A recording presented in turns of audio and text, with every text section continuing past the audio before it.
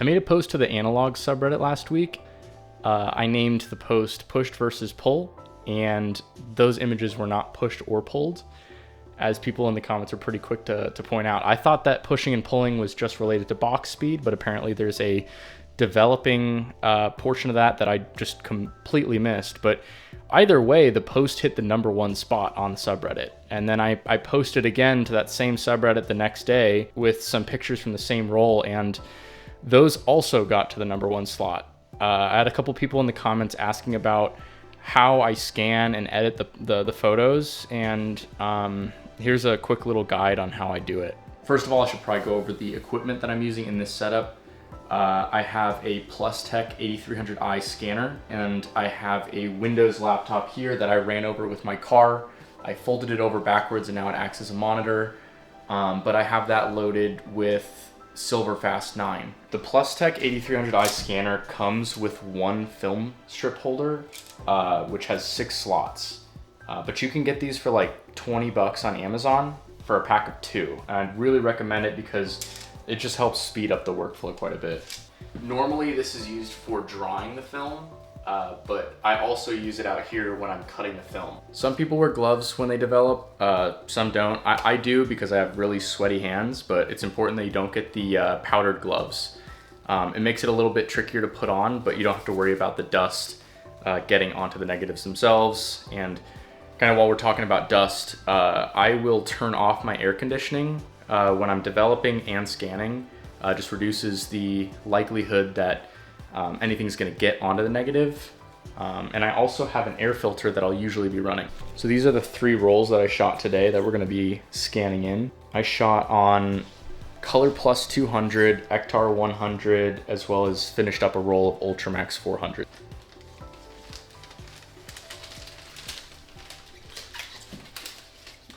I'm gonna open up my cutter here. I'm gonna trim this top piece. You can see the negative lining up here. And then I can trim this. 3, 4, 5, 6.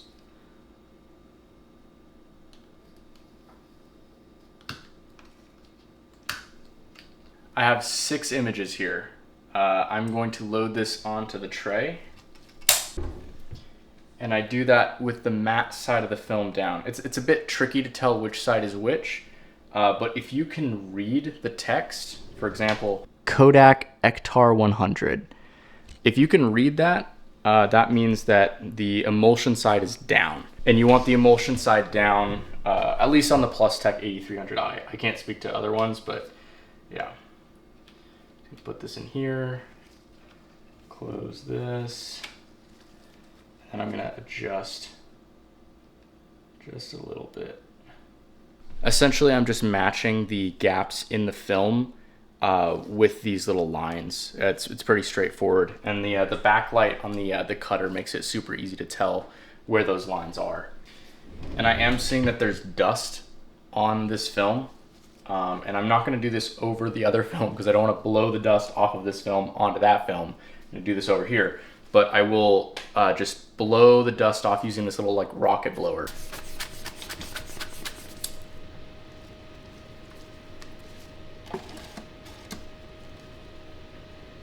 Now is probably a good time to go over the settings here in SilverFast, so I'm gonna go ahead and open that up.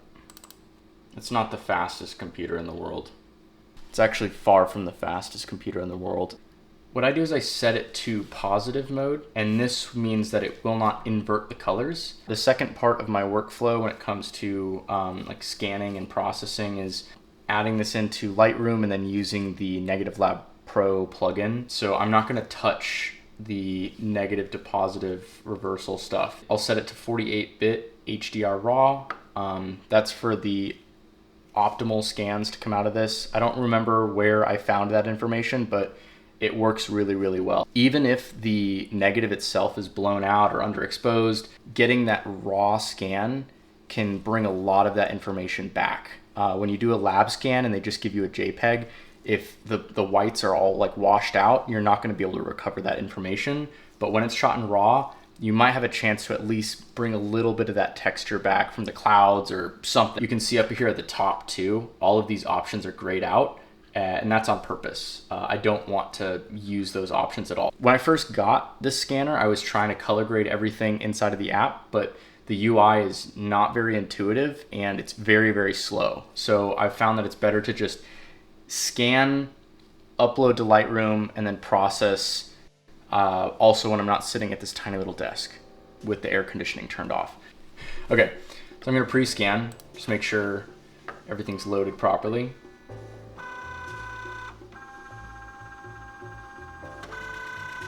That looks very yellow over here, but we'll see. Okay. Oh, another thing too is I will have to choose where to save these files. And how I normally name these is the individual image I will name off of the film stock, and then I'll put it in a folder with the date and name of the shoot. And that's the same way that I organize my film physically. I have a binder and I'll write, you know, the assignment, or, you know, I'll show you that in a bit. So here, Ektar 100. The other settings, I'm saving it as a DNG. That's a form of raw file. You could do a TIFF. And then the photo quality I have at 300 PPI. 300 PPI is, I think, the sweet spot for getting the most quality out of a 35mm frame without spending way too much time scanning. Anything longer on scanning, you're not really gonna increase your quality. You're probably just gonna be able to see more grain. Now I'm just gonna scan this, and from now on, it's just gonna be all about the workflow. I wanna keep this scanner running. So while this is rolling, I'm gonna start cutting the next set of 6 slides and start prepping those to go through the scanner. But first, I'm just gonna, it's processing. I'm gonna advance it to the next one, saving, and now the next one's rolling.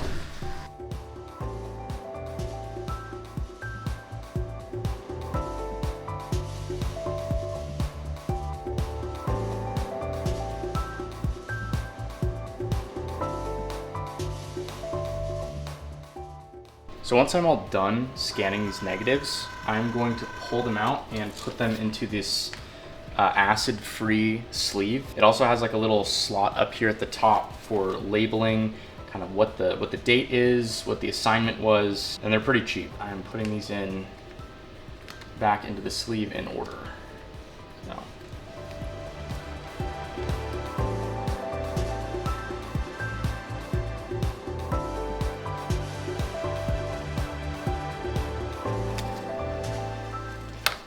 And I am all done with these, so that's fucking gross.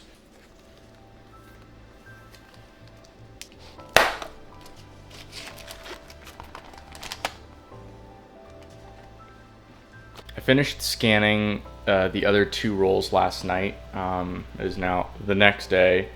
I'm gonna go ahead and open up Lightroom and kind of show you how I have them laid out here. Got the Color Plus, Ektar, and Ultra 400, Ultramax 400 here. Okay, so first I'm gonna go through these photos and I'm gonna make sure that they're all oriented correctly. And these were shot on the Auto 8 QD. So I don't have a ton of control over the focus or the exposure.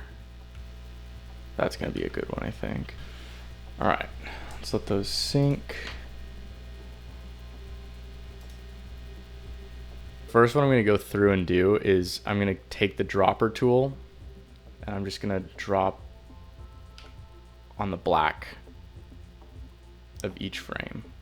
That is done. So now I'm going to select all of these by, you know, shift clicking, and then Control Alt N brings up Negative Lab Pro. So there we go. You can also open up Negative Lab Pro with, I'm gonna close out of it real quick, but you can open it up with here, plugin extras, Negative Lab Pro. I have my pre-saturation set to medium. I feel like default is a little washed out, and I like it to be a little bit more saturated when I'm first looking at these, so that I can kind of tell where the tone needs to go in terms of like warm or cool. It also helps me like with the contrast a bit too, I think. But I keep the roll analysis turned off I feel like it kind of messes with the colors, especially if you are changing your shooting environment. So yeah, I just leave that turned off. But all right, I'm gonna let it do its thing. Cool. Okay. So these are already looking pretty good. I think this could be a nice one. All right, I'm gonna spend some time on this. Right off the bat, it looks a little bit purple. So I'm gonna make that a bit more green, and then I'm gonna add in some more warmness to the image, and I'm gonna lighten it up. That's looking pretty good. Play around with these a little bit more. That is looking a bit warm. I'm gonna cool it down just a tad. Nice. And then I could probably bump up the saturation a bit.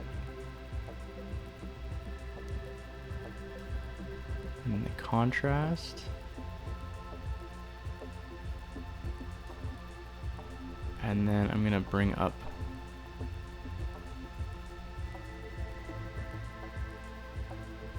there we go. All right, I think that looks good. I want to bring back that kind of earthy tone. So I'll increase the purple and then match the temperature. So bring that up right here. That might be too much. And I'm spending a lot of time on this image because I want it to be a baseline for the rest of the images. So I could just copy across these settings. I feel like this will probably represent the other images pretty well. As I can see, like from the banner down here, they all look like they're kind of exposed to the same, have the same colors. This lady would be chucking the ball for her dog, and the dog would tow the other dog on the raft, and that dog was swimming the whole time I was there. He did not take like a single break. This lady would be, she's like essentially surfing, but on a boogie board, and people would come down this slide, and she would like give them a thumbs up to tell them that they were good to go, and then she would have to dodge them. So I got some of that here.